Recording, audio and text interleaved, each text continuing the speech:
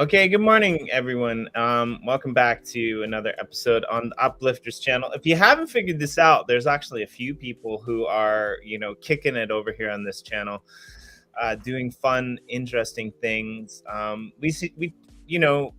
It's interesting. This is our second volume 2 episode of exploring the DAO, Jen. Corey and I did the first one.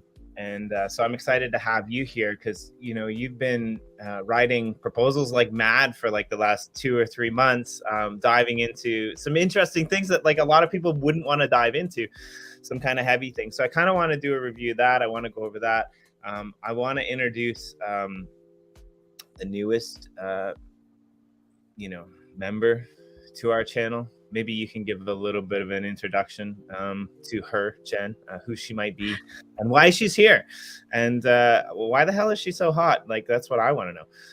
I want to know that too, because that's not all me. I thought it would be fun, literally for a social experiment of sorts, to try to make a video NFT. And I'm completely new to video. I don't have animation skills. I really like AI generative art. And I was trying to think of something strange, because strange often gets attention for the right ways, the wrong ways. I don't know. And I thought, well, hey, NFT Asmer, maybe somebody's not done that yet. So I looked around and it turns out there's a whole dedicated marketplace to it. And the stuff that they have is like high-end art, but also Asmer and weird. And I actually really don't like listening to it. It hurts a little. But I thought that it would be odd to try and put some of that together and come up with some sort of an animated avatar that is absolutely nothing like me, because, I don't really want my face to be associated with it, because that's too weird.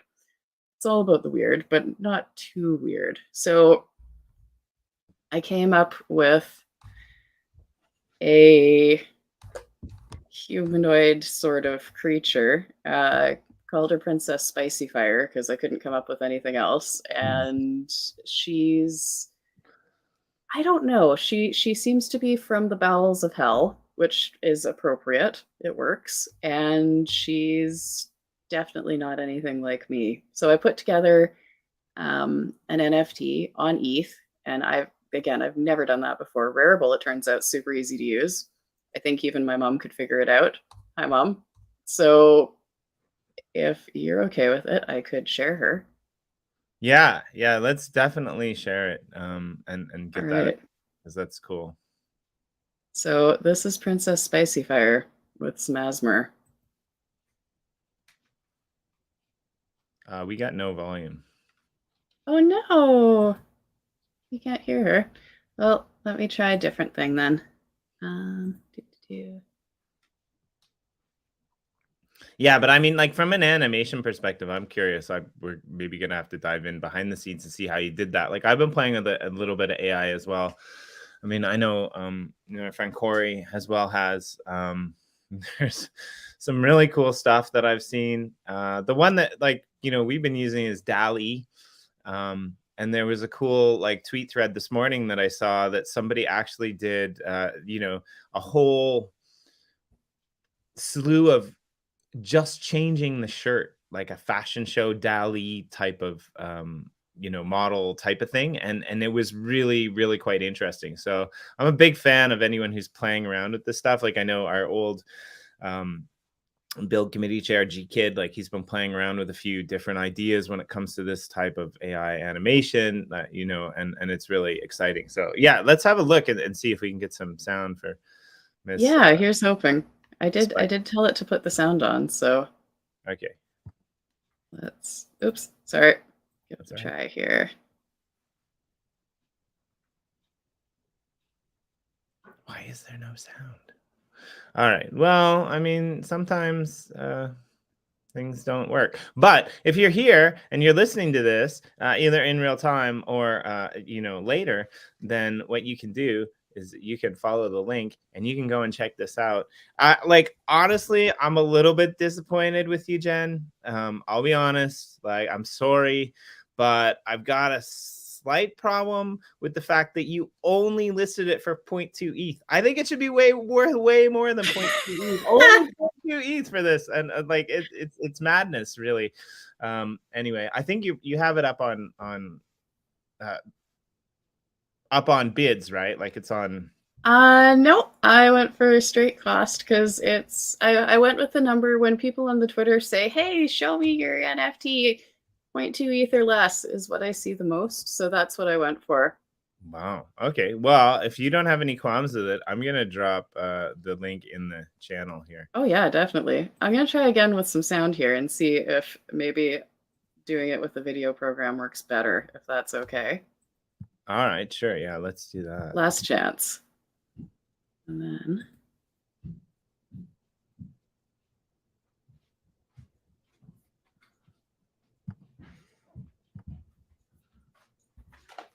I just remember waking up this morning and seeing that, and my day lit up, honestly. Well, this is awesome. This is so good. it's a little strange.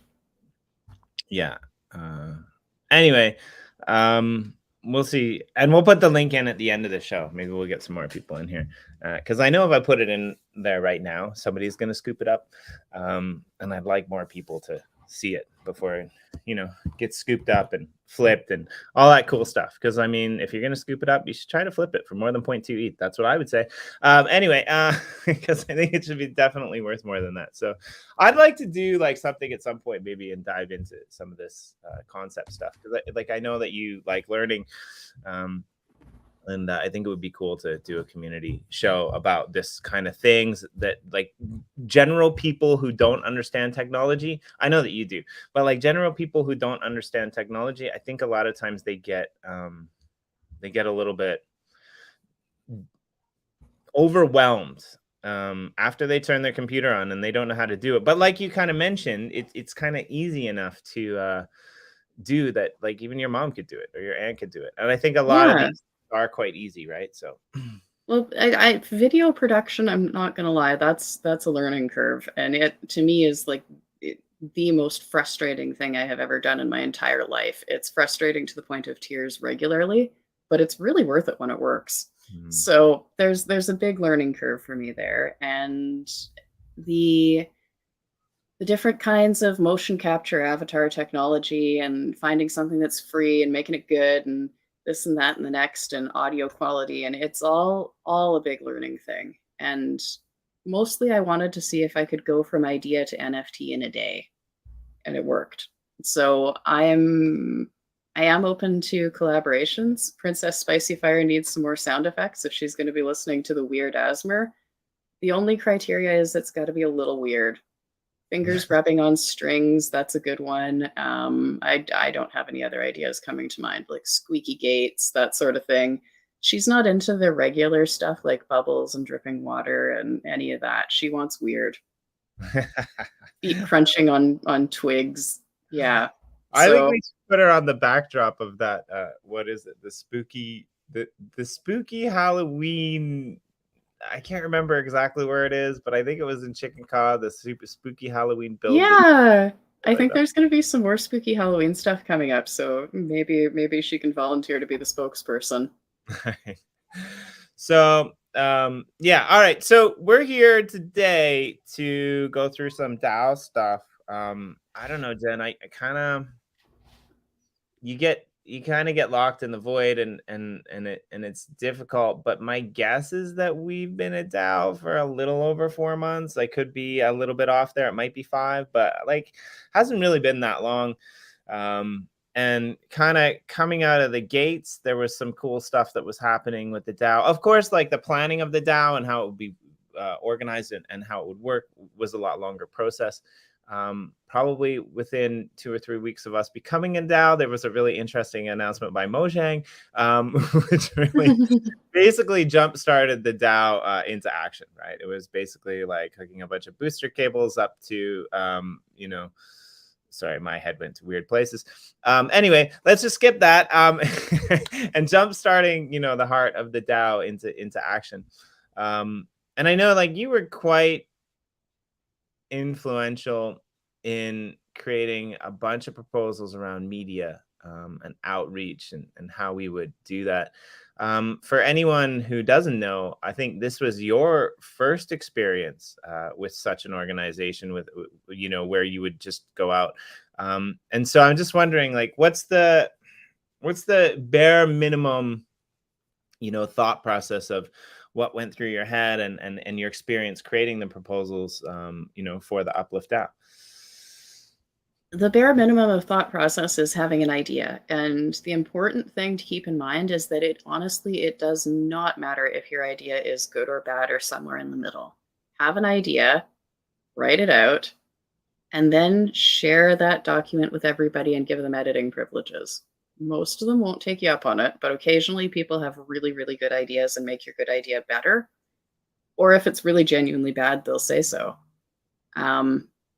That would be, I think, the bare minimum. You can always workshop it, write it, format it, make it better that way, but that's later in the process. Have an idea and share it, and then walk away. Don't sit there and wait and watch and keep clicking to see if somebody's looked at it yet. Yeah, this Put it out isn't. there. I Go to mean, bed or something.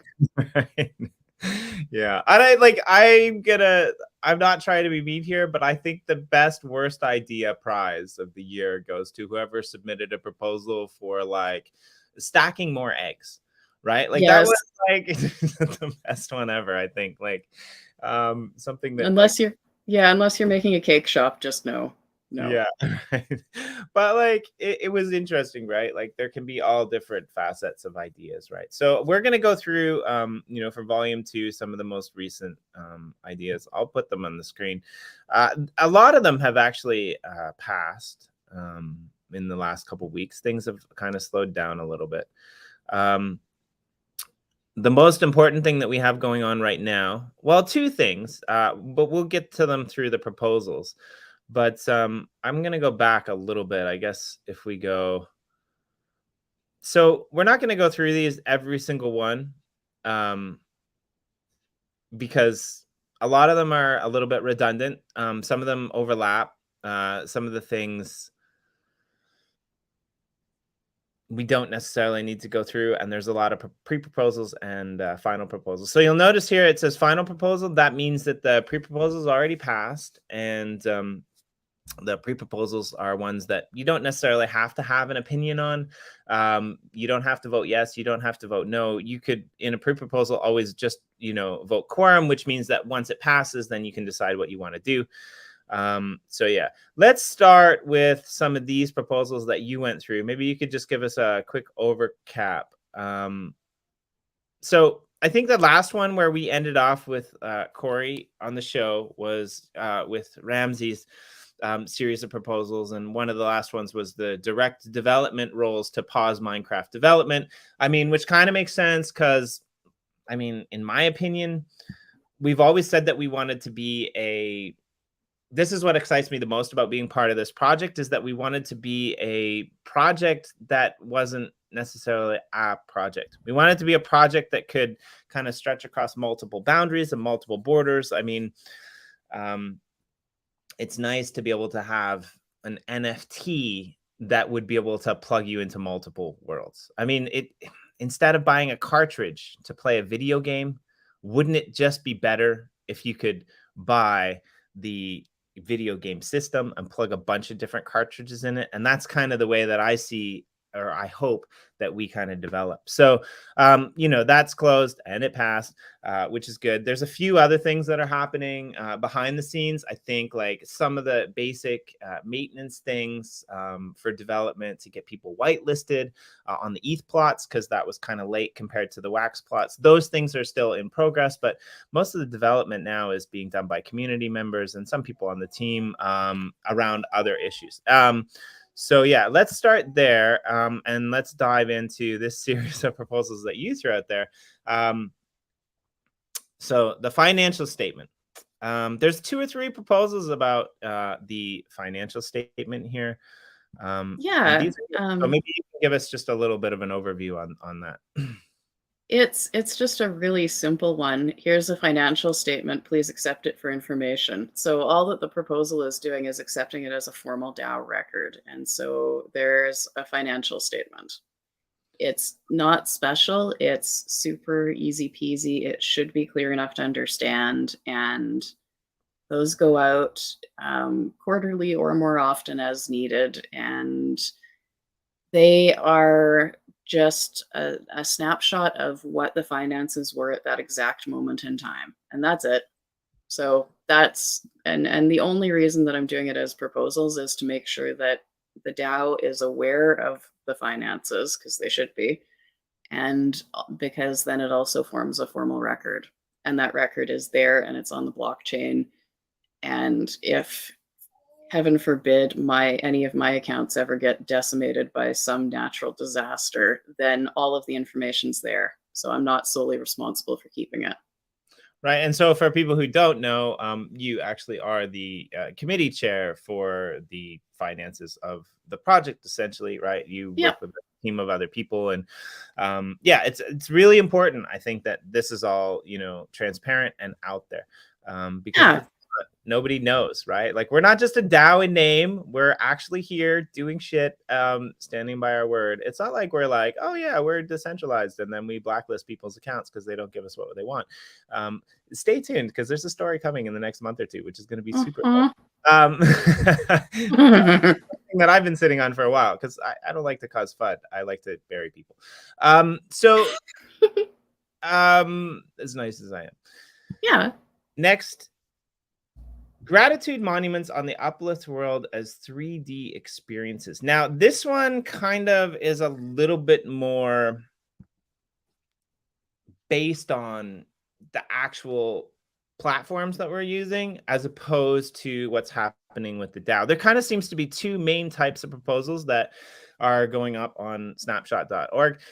They're not exclusive to those two things, but the majority of them have either something to do with the quote unquote game, or has to do with the DAO governance structure. So this one is looking at gratitude monuments. Now, you've been here, I don't know how many people were here before gratitude monuments. Gratitude monuments were here before the Uplift, but you're very influential in kind of being there the majority of the time on Sunday gratitude services, and it's kind of been weaved into part of the story of what the Uplift is. So for people who might be out there listening later and don't know, can you just give us a little bit of a backdrop on gratitudes, what they mean for the Uplift, and the power that encompasses the community with that? Absolutely. The first time that I was invited to the Uplift was actually for a gratitude ceremony, and Corey invited us, and the way I saw the invitation was that it was directed more at my husband, and I laughed a little bit at that and said, okay, fine, see you Sunday. And I, wandered in, didn't know what to expect, and there was a live stream, and I, hadn't really done those very much, and it was all very nerve-wracking and all of that. But the general idea is that we meet once a week and put some gratitudes on some signs in the metaverse, with the intention that they will be there as a record of gratitude that lasts forever. It started when it was Bob. Bob came into the Uplift one day for separate reasons and placed a gratitude sign on the beach. And it snowballed. And so then there was a whole cathedral devoted to the gratitudes, and it's full. And then there was another cathedral devoted to the gratitudes, and it's full. Now there's a third cathedral that's getting pretty full, that keeps going up and up and up. There's Uplifters Tower, there's the Tuttle Gratitude Building, and then there are all of the individual personal gratitude monuments that are scattered all over people's plots as well. And it really has become a part of the culture. And it's also one of the probably best attended events generally, is the weekly gratitude ceremony. And what's great about it is that it really sets the tone for the week. If you are engaged in a daily gratitude practice, you're doing better than me. If you're engaged in a weekly gratitude practice, you meet on a Sunday, you share what you're grateful for in a group of other people who are also grateful for things. It changes things. When you wake up on Monday, you're still holding that gratitude and still focused in that direction.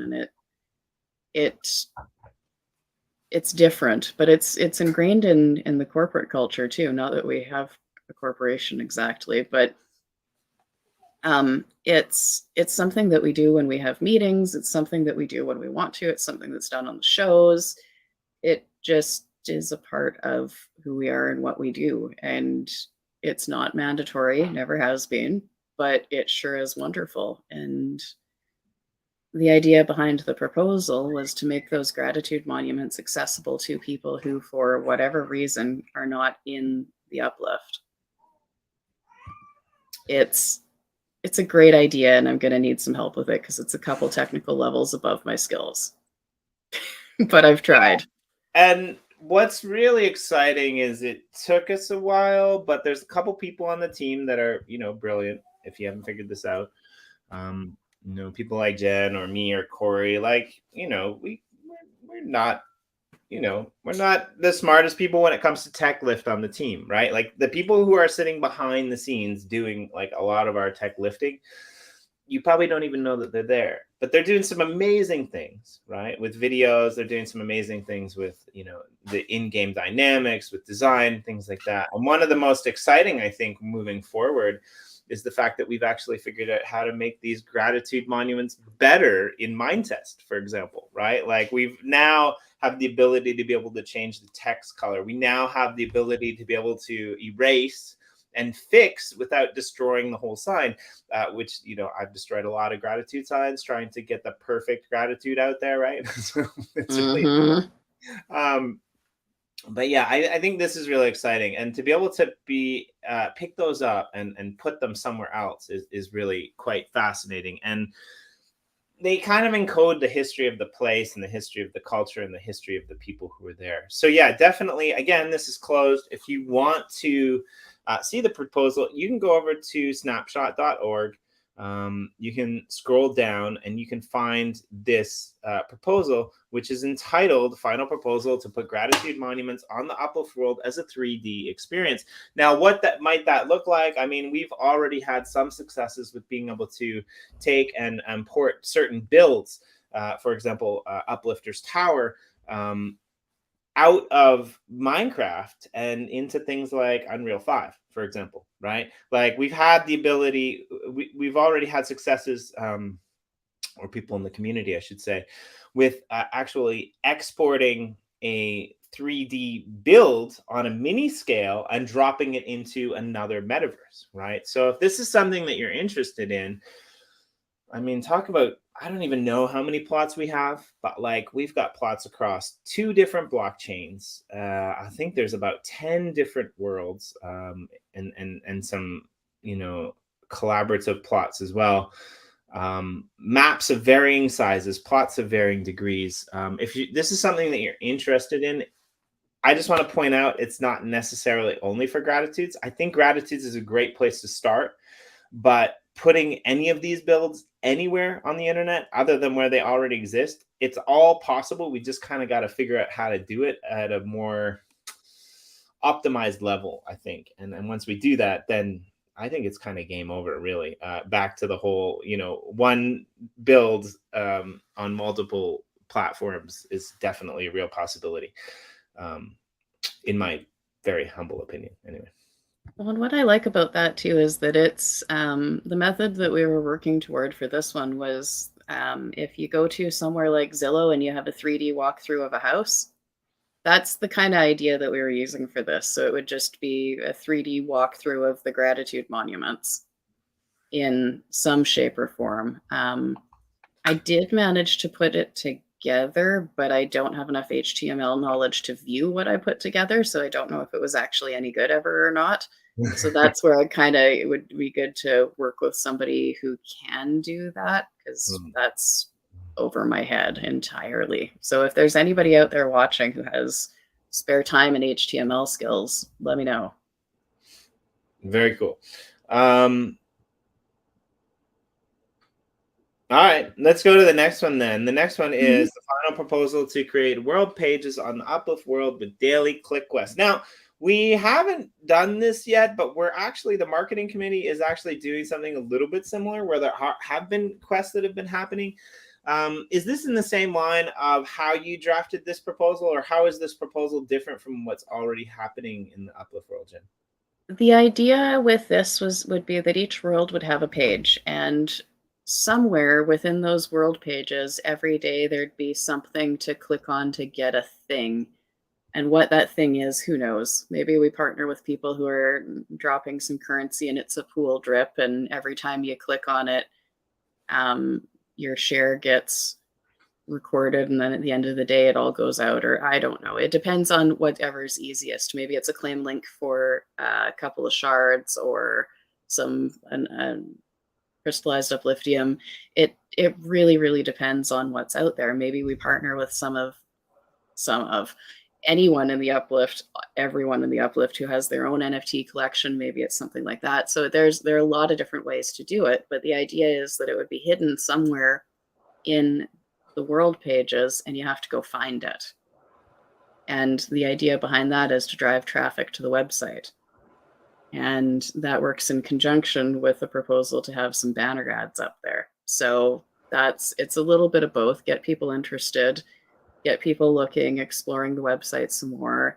There will be opportunities for people to, residents of each world, to come on in and add content and write some stuff, to show off some pictures, builds, whatever. So, and that all will get orchestrated, the how-to of that, kind of as we go along, I guess. But I think it sounds to me like Corey had some plans for that too, so that it'll fall into place.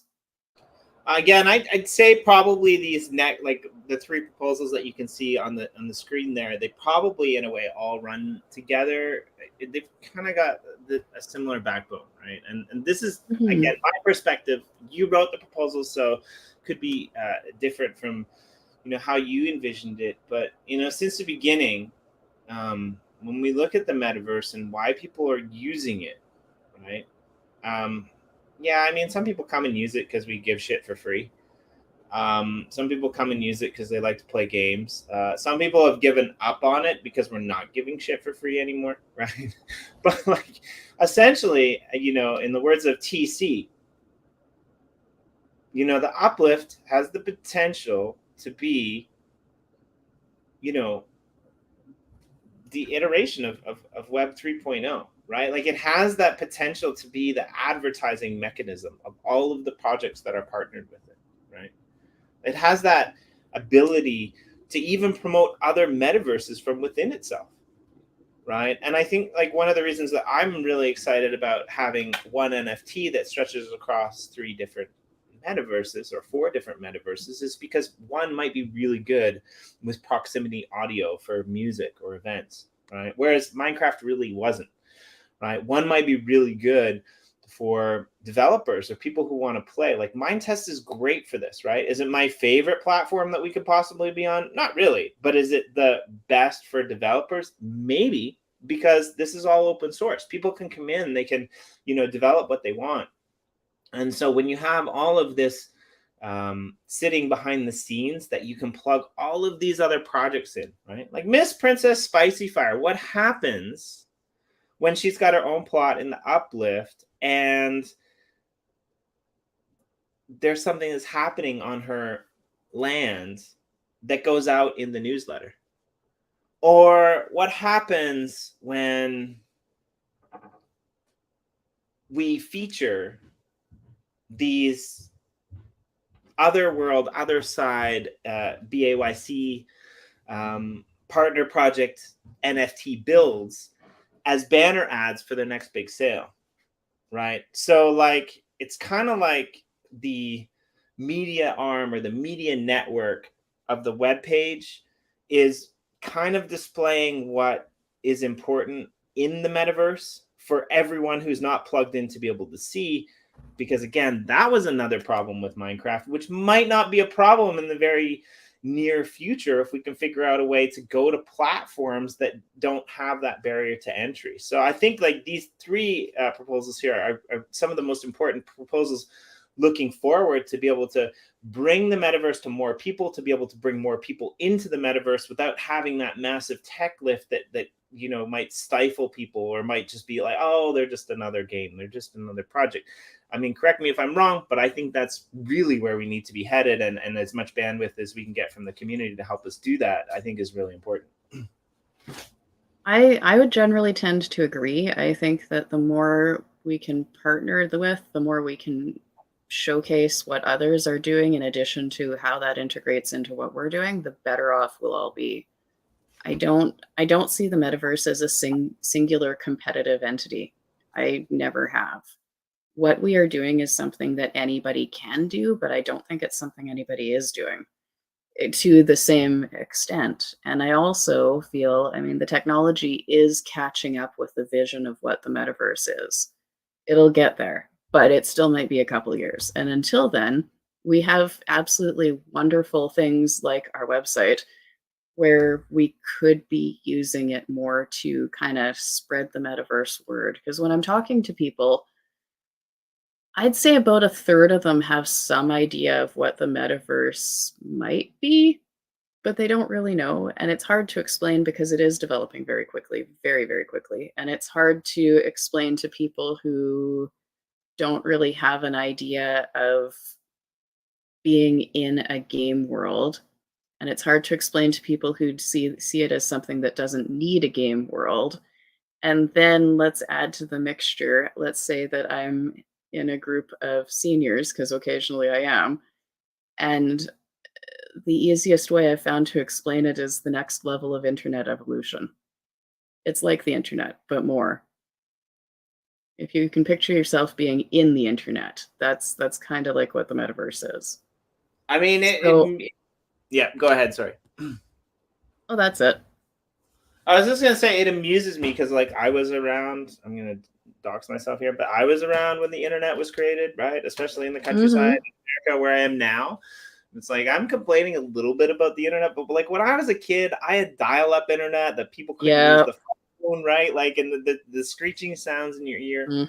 I mean, there's still people from that generation, and in various parts of the world, that haven't figured out that you don't beat the little white box with a bone standing on a desk to get internet access when it's not working, because the internet's not actually in that box.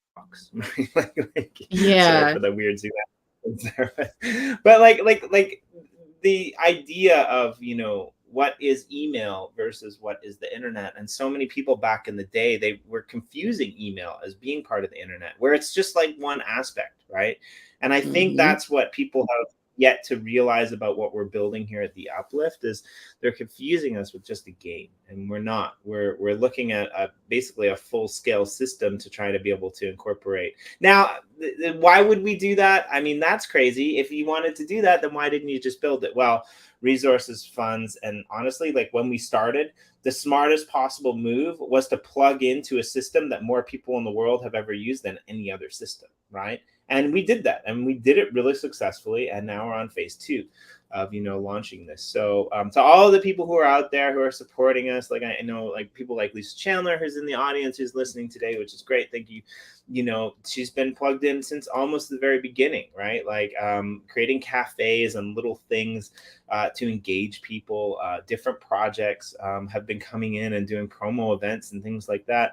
To, you know, some of the people that I've been hanging out with because of the Uplift, who are coming in and creating their own, you know, NFT projects and spinning up galleries and then coming on the show. So it kind of all encompasses this, you know, big picture idea, like you said, of Web3. So, and honestly, like that's in a way kind of how you got your start too, I think, Jen, was through that kind of being involved first with the gratitude ceremonies, and then, you know, moving to kind of a more mainstream NFT image approach type of thing. And now you've been doing that, you know, with a few of your friends for months. And it's really cool to see new brains. You don't have to be a superstar tech person. You just have to have a good idea and have the willingness to either create it yourself or find somebody that is willing to help you collaborate, right? And I think Yeah. you're out there and you're making projects, come to us, come to me, come to Jen. She's had tons of people on the show. Corey and I are having tons of people on the show.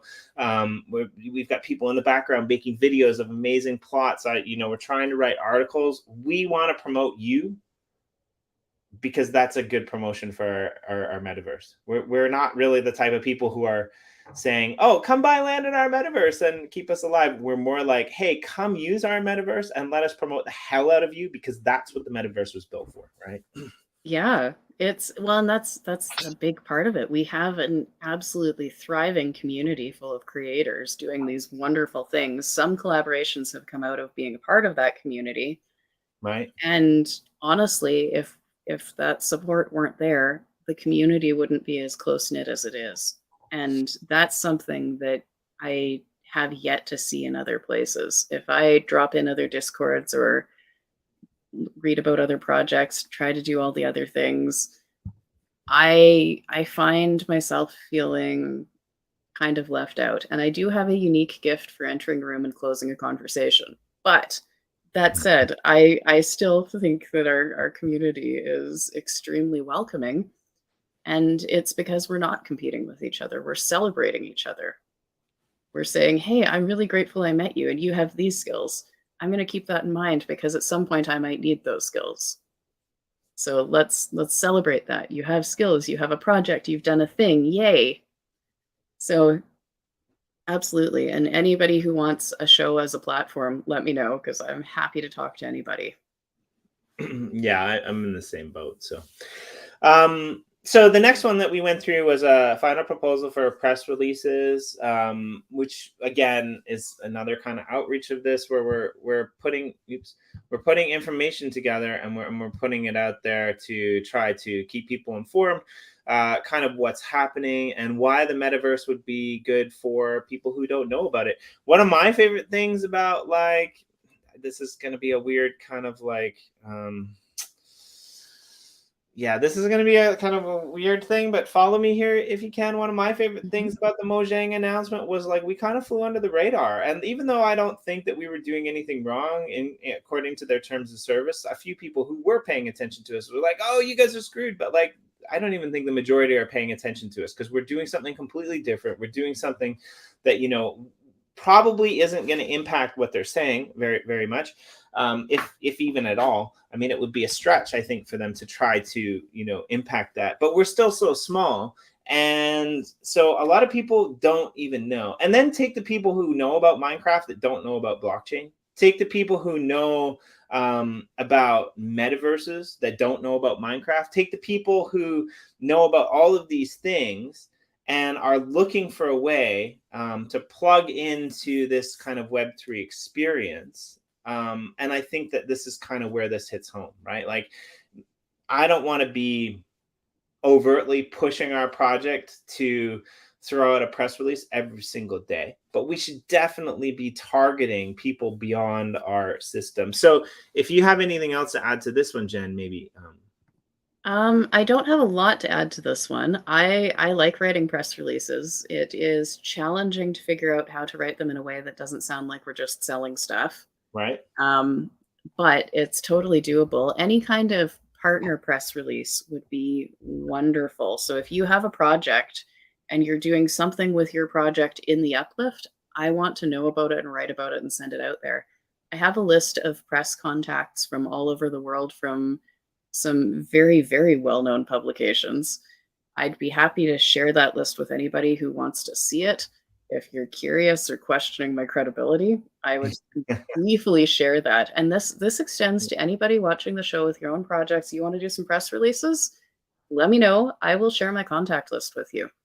I don't know if it's gotten us necessarily noticed, but it may have a couple times. There were a couple of things where I sent something out and then something came out down the road, maybe connected.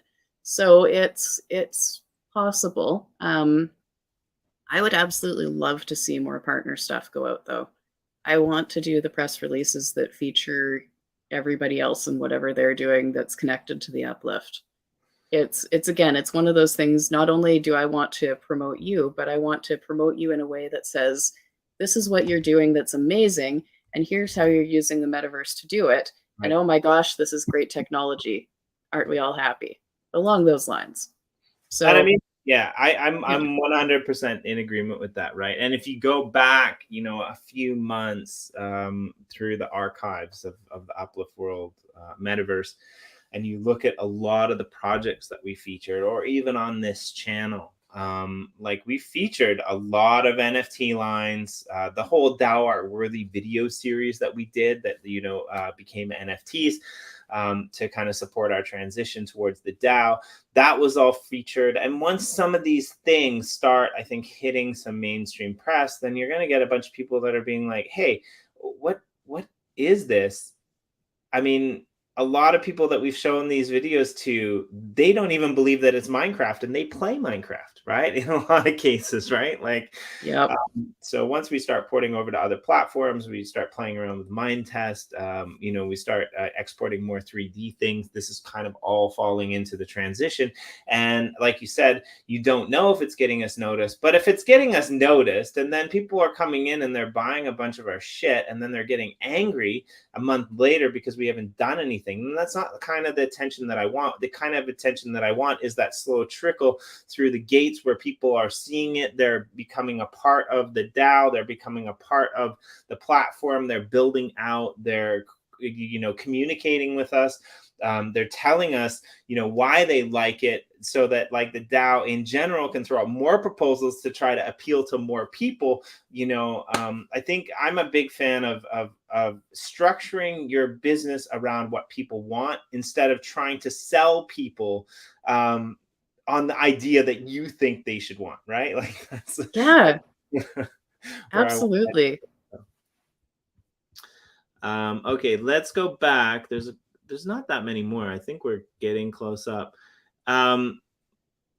Yeah, so the donate button on the Uplift World, again, I mean, we're in a 4-year cycle. So if people are doing well, please donate. I know like some of us on the team have donated, you know, whether it be time or energy, you know, we're in the bear market.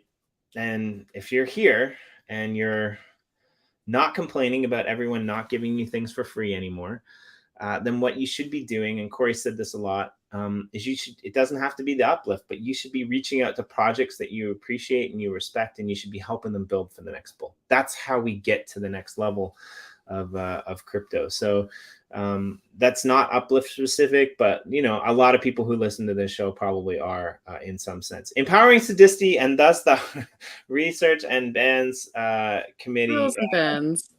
Yeah, so this is a really interesting situation. Without getting too much into it, you can go and read the proposal, but sometimes we get ourselves into places that we don't have all the documents that we need, and that was this case. And so we have a fairly strict kind of like KYC process of anyone who's on the team, because we want to make sure that like especially when it comes to like rewards and things like that in game, that like people aren't what's the word I'm looking for, Jen? They're not basically taking advantage of inside knowledge, right?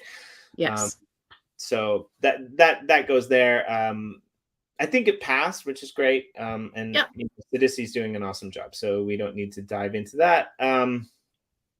This one again, I like this one, the pre-proposal for the UDT bursary for Gary from Mindtest. I mean, Gary is awesome. He was just doing his own thing, creating his own stuff, and doing it, you know, free of charge, because that's what he loved to do in his free time. And so, yeah, thank you for putting that proposal together, Jen, because now we can get a little bit of DAO tokens for him. Subscription-based teleportation access. I think this one's kind of important. This one passed as well. The pre-proposal passed. The final proposal failed like a flaming airplane. It was pretty epic. It's what I love about this is that it opened a giant can of worms, and I proposed it. It was someone else's idea, and I mean, I've said from the get-go, if you want a proposal out there and you don't want to write it, let me know, because I'm happy to put it out there.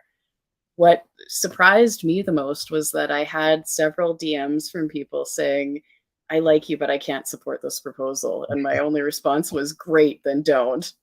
I don't even think I like it, but I'm putting it out there. And so that's part of the whole proposal thing.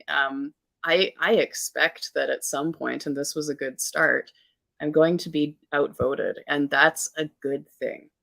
I expect that people won't necessarily like everything, and I expect that there are going to be some ideas that people are just going to flat out say no to.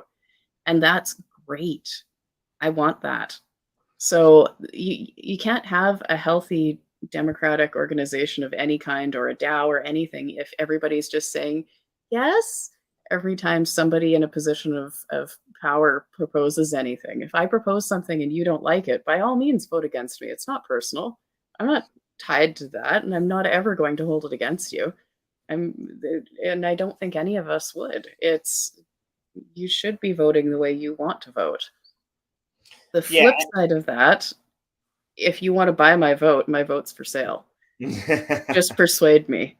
Because there are a lot of proposals that go down and I'm like, well, yeah, sure, no real thoughts on this one whatsoever, but it would be great to get it past quorum, and maybe I'll ignore it after that, as I don't always have an opinion on things. So, yeah, feel free to request that.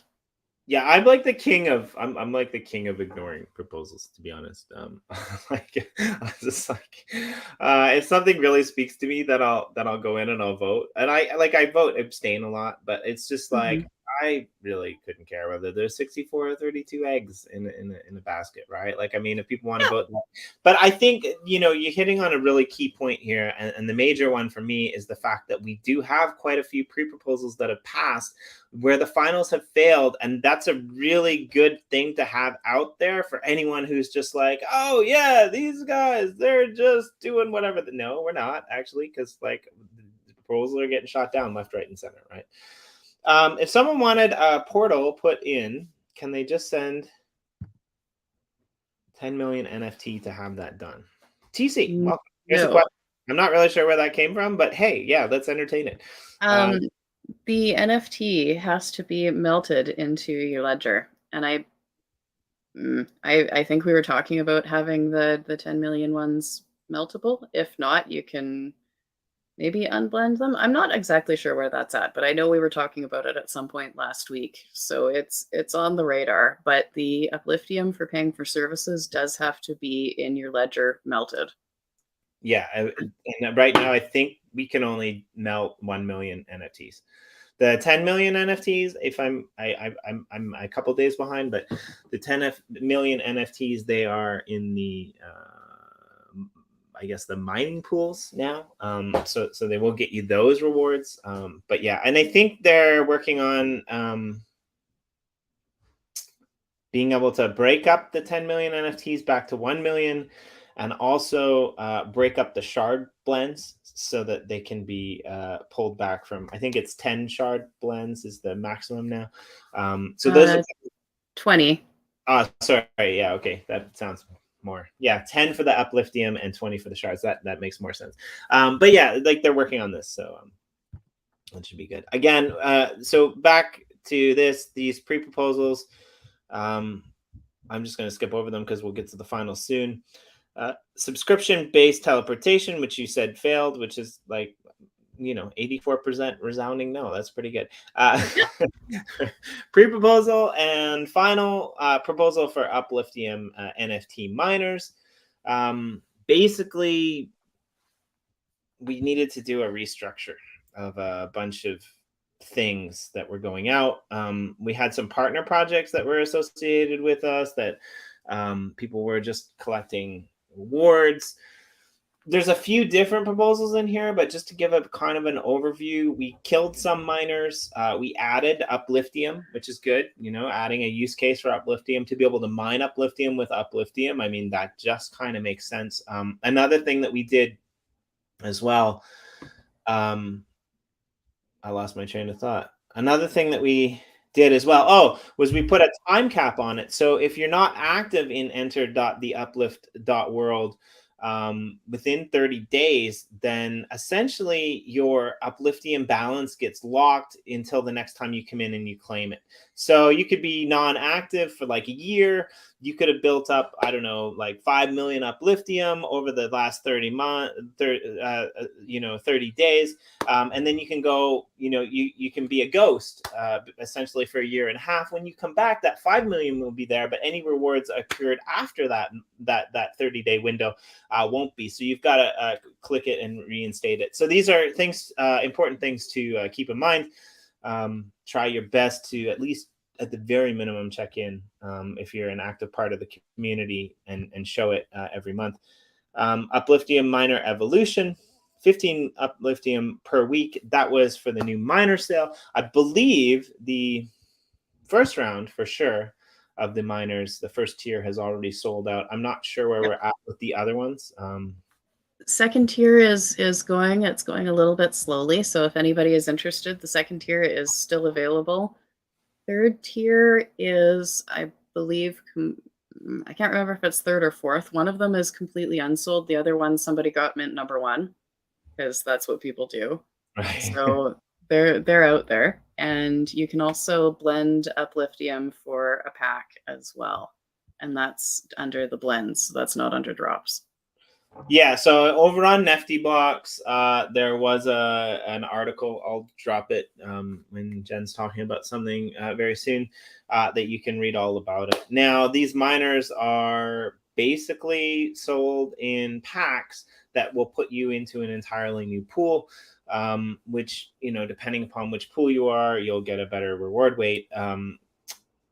There's a few interesting concepts that are kind of going behind the scenes on this, but effectively, once these lower price pools are sold out, they'll never be for sale at that price again. They'll essentially be indefinite on the mark. And yeah, I'm excited to see what happens in the next bull run when we have more use cases for Upliftium, because we're already kind of getting it, right?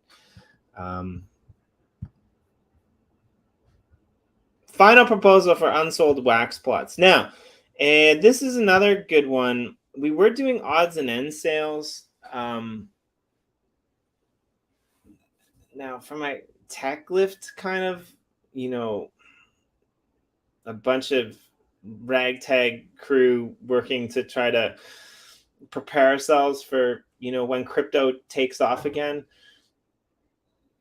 Stepping aside every month to be able to figure this out, drop a new proposal every month, get the community to vote on it every month, lay out the map so that people can go in and do all of this every month. It was just a big, resource drain, essentially. So what this proposal did was it basically threw up all the unsold wax plots indefinitely so that they're there. I mean, you don't have to email us. You don't have to go into the chat and complain because you want the plot next door. You don't have to worry about freeing up the wax in the next week to expand your empire in Gratitude or in Genesis. Probably not Genesis, because I think everything's off the market anyway. But some of these places, especially places like London or Uplift, where there's still quite a few free plots that people might want to get. So I think this is a really good one. You can go in there. I was surprised. The biggest, kind of issue was, do we sell them for 400 or 500 wax per plot? The nice thing about this is if the price of wax, goes through the roof, we're going to need another proposal to change the price. So that's really fun, right? So I don't know if you have any take on that. I'm excited because I'm always waiting for new plots to open up next to where I'm trying to build my empire, which is pretty good. I'm just excited about it from an efficiency standpoint. Everything in my life boils down to efficiency. If it's not efficient, don't do it. And having monthly randomly scheduled odds and ends sales is not efficient. It's not a good use of resources. It's much easier to just say, and all our stuff's on sale, go here forever. And that's where it's just going to be. And so go do it. Then there's no moving around of resources and staking and unstaking and, oh my gosh, we need more RAM. It's a panic. And it's we have to pay people. We don't have, oh my gosh, what are we doing? And it's just no. Let's not do that. Let's use our resources accurately, competently, calmly. it's so much better. Right. Yeah. And then we had we've only got 2 left actually to go through today. We had a final proposal to put Mackie, MKY, who, if you don't know who he is a very active member of the community. Again, if you go over to the Uplift World archives, you'll find some video reels that him and his team have put together for a lot of different events. There was the fishing derby at Chia that they did. There was the one of the racing things that they did. They're really good videos. They've done ones with bloopers and things, which I quite enjoy. But yeah, G-Kid, who was doing a great job, he got a bit busy doing his own thing, which is really cool. And he needed to step down, and Mackie wanted to step into the role. So that proposal recently went through 99% accepting him, which is pretty cool. Nobody really detracted, which is nice. There's a few people that have been on committees that have had to step away. It's not really a big deal. I mean, if you want to be a part of the committee, you can reach out to us. There's a few committees that are I'm at the point now, honestly, where I'm kind of thinking about stepping away from a couple committees just to go and join a couple committees that don't have any help. Because there are a few people that are just basically working solo in their own little echo chambers trying to do stuff. And I feel really bad because they're all lonely. If you do want to be a member of a committee and you're not sure maybe where your skill set would fit in, or what you could contribute or what you could offer, there are some spaces open, I believe, on a few of the committees that are outlined in the white paper. Reach out to Jen, reach out to me, reach out to Ramses or anyone really in the general chat, and we can maybe tell you where your skill set might work, and then we can put you into contact with people who you might get along and work well with. And you don't have to commit to this as a lifelong mission of the being of your the being of your soul doesn't need to belong to the Uplift forever. You can do it for a few months, right? And then step away. That's a beautiful thing about the DAO. So. And finally, this is the only one that's still active. Final proposal for Upliftian blends for partner miner packs. The plan is to release a pack that opens for a random chance at one of the partner miners. This pack would be obtainable by blending Upliftium NFTs along with one of the new Alpha Mex miners. This is the final proposal we can see here. The Uplift World Nifty site. We've got the Alpha Max miners here. Yeah, and I think this is just great. So definitely go over and tell us what you think. I mean, if you're not blending Upliftium or you're not blending miners to kill the supply of this project or any other project really, and you're just hodling them, I mean, there's a chance that you could be the owner of a next BAYC ape that sells for $500,000. But the majority of projects on Nifty blocks aren't going to get to be like that. They're there to be used. They're there to be blended. They're there to be experimented with. They're there, back to what Jen was saying, partner projects, there to be able to, plug into and support different blends and kill supplies of not only our, top end, but also partner projects top end. And I like the idea that we're using cross blends that Nifty Blocks came out with a little less than 6 months ago, really, to be able to blend cross collection. That does a lot for the industry for me. So yeah, that's my take on it. I don't know if you have a different one, Jen. No, I actually hadn't seen this proposal yet, and I like it because all it's going to do is it uses miners to create miners without increasing emissions, without really increasing supply of miners. It's just winning, really. I like it quite a bit. And you do get to take a look at all of the partner miners, and maybe, random chance, maybe you're going to get one that doesn't have very many people in the pool yet. So I would say it's pretty good. And it looks like the blending options there are fairly affordable. So that's a good deal. And yes, promoting the partner projects is always wonderful too. So yeah. Yeah, I like it. So I'm going to drop another link here as well. It's a really weird link. This is a link to our archive site. If you're not using it, you should be. Like, you can go into the archives and you can research pretty much any project you want, and it'll bring up a whole list of, you know, various crazy, amazing things. Like, for example, go to that link and type in tour bus, or go to that link and type in event. And again, you know, what Jen is talking about doing on the shows and with the website, like I'm working hard on doing that with the articles as well. So get in touch if you want to promote your stuff. You know, we want to do that. That's what the Uplift was kind of built for, right? It's very anticlimactic after a hard-hitting DAO release. We flew through those really fast, but I like the fact that a lot of them were kind of connected. So yeah, that helps. Yeah, do you have any last takes or anything that I might have glazed over that you kind of feel is important?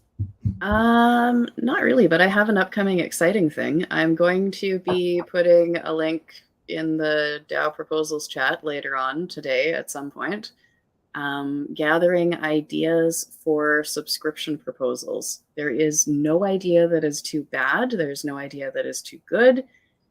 What I want to do is collect all the ideas. And I understand that with a process like this, I'm expecting that for every 1 or 2 really good ideas, there'll be 10 or 20 terrible ones.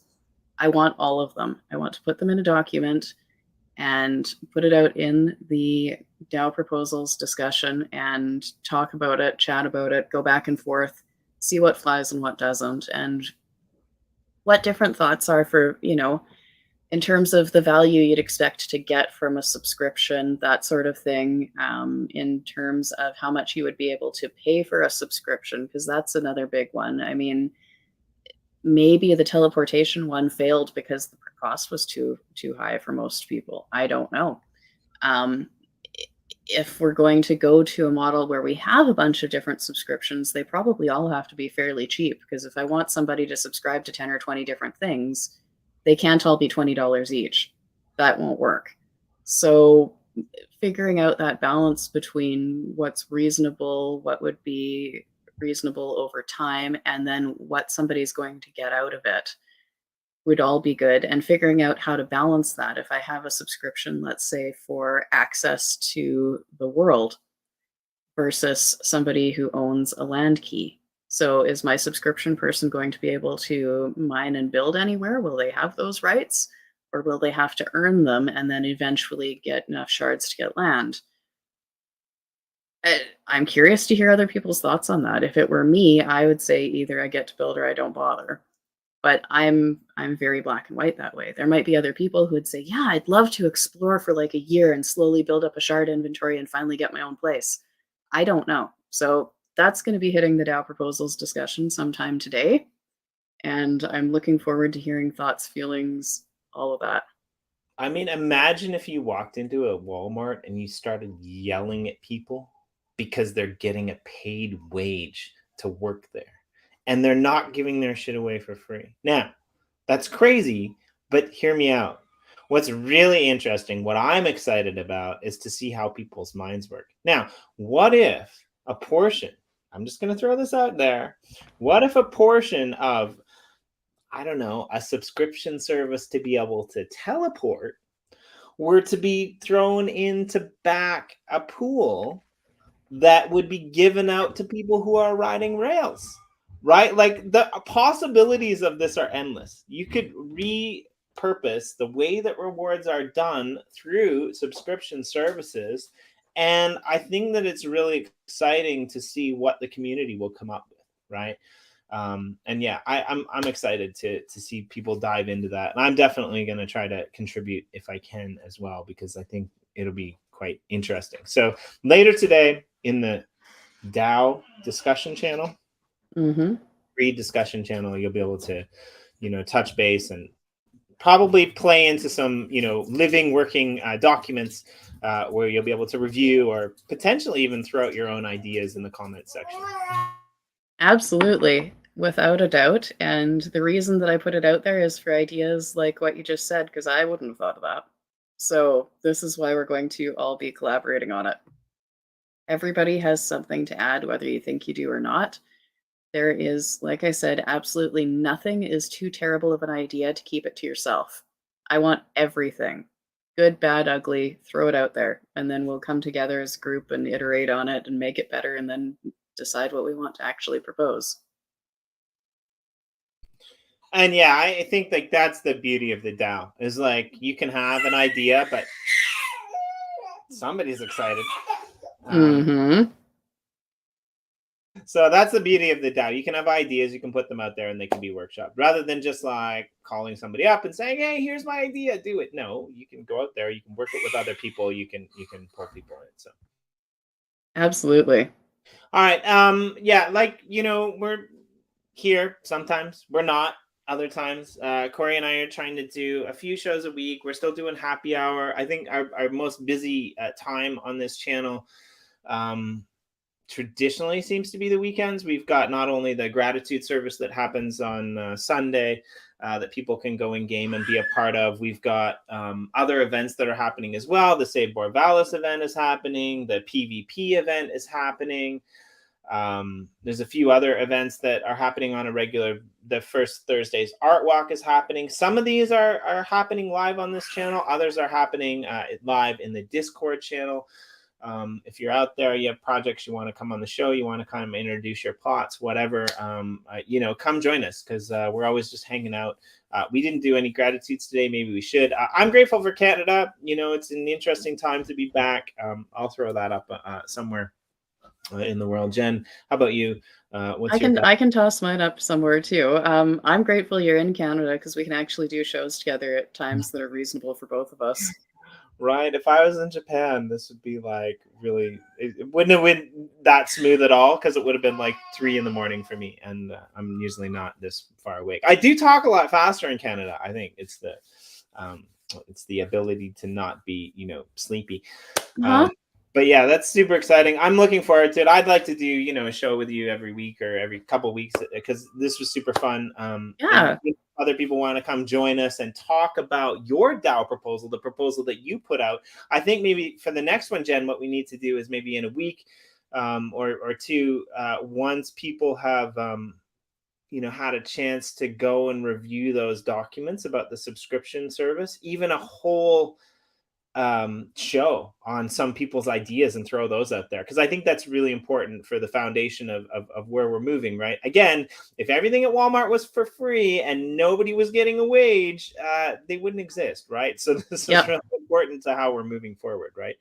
But yeah, what do you have anything on the go this week that you'd like people to tune in for? Do you have any special guests coming up? Anything you'd like to shout out? I actually don't at the moment. I have nothing booked. So my schedule's wide open. Book a show. I'm going to be going through the Twitter posts because I did a giveaway thing on Friday, I believe. So I'm going to go through and get all of those prizes sent out. And I'm going to do another round of that today in support of the miner sale because the miners are so much fun and opening packs is so much fun. So I'll get that out and going today. Corey said he'd be willing to donate something for prizes. I don't know what it is. So if you're willing to risk a surprise, that's probably a really good one, then follow me on the Twitter and we'll play along and see how far we get with it. And that's it for today. There's not a lot else going on. The official Uplift Twitter still has some events, I think, going on that are quite good and seem to be getting a lot of attention. So I would say check that out if you're up for a good time. And last but not least, if you haven't gotten into Mindtest yet, send one of us a message to figure out get the login credentials and we can get you in there for testing and have a good time because it's interesting. Yeah, and actually, one of the things that's coming out from the events committee, which we'll talk about more in the next week or two, is going to revolve around mind test and potentially around the marketing committee as well. I'm actually working on hopefully in the next week or so, we'll have it out, a tutorial on how to get in there and things like that. So definitely pay attention to that. And again, you don't have to get off of Minecraft. Like, you don't need to, but like, no, not at all. If you want to go and explore mind test, I think it's great, because the more people we have doing that, the more people we have exploring other platforms, the faster we'll get there, and the faster we'll get to that vision. So yeah, thanks for all your support. Thanks for joining me, Jen. Yeah. It's always great to do one of these, and we're going to leave you with we're going to leave you with the inside scoop on the most important dirt that you're going to hear all week. Welcome to Upliftium 101. I'm Professor Dirt. What is Upliftium? Upliftium is the in-game currency for the Uplift. It is burned in taxes on player-to-player transactions and for services such as picture and portal installations. People can crystallize Upliftium into an NFT, as well as melt that NFT back into Upliftium. You can earn Upliftium by playing in the Uplift World. Here are some of the things you can do in the Uplift World to earn Upliftium. You can also get Upliftium by mining it. Each Upliftium miner is part of a pool that drips a certain amount of Upliftium per hour, depending on the number of miners in the pool. I know you're thinking, oh gee, this is great. But what do I do with all my Upliftium? You can use it to install pictures and portals on your plot. You can also use Upliftium to pay for a punch sign event, where users go in-world, punch specific signs, and a list of who punched each sign is given to you after the event. Upliftium is also used to create in-game shops, and a percentage of all Upliftium generated by sales is taxed and burned. Upliftium is also used for plot regeneration, setting up experience worlds for special events. It is an ingredient in blends, and now your Upliftium NFTs are also Upliftium miners. Yay! The Upliftium miner sale begins Friday, September the 2nd at 2 p.m. EST. Mark your calendars. The price of Upliftium miner packs increases over time. The first 250 packs cost 100 wax. The next 500 packs cost 130 wax. And the next 500 packs cost 160 wax. After that, the next 500 miner packs cost 220 wax.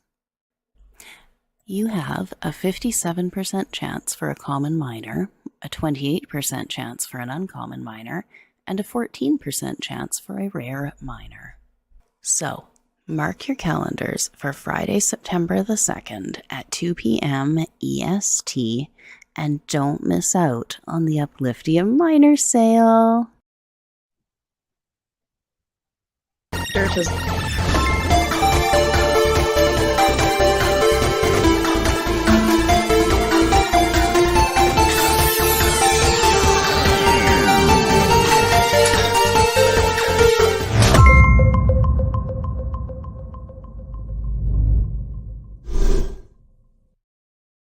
I was gonna end it there, but were you just about to say dirt cheap miners?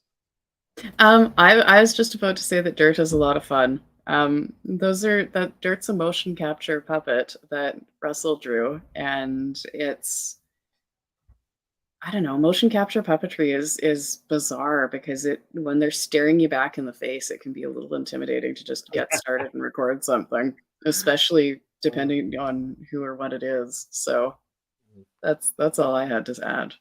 Love it. Okay, thanks for joining us, everyone. Thanks again, Jen, and we'll see you guys soon on this channel, or in the Discord. Yeah. Later. Bye.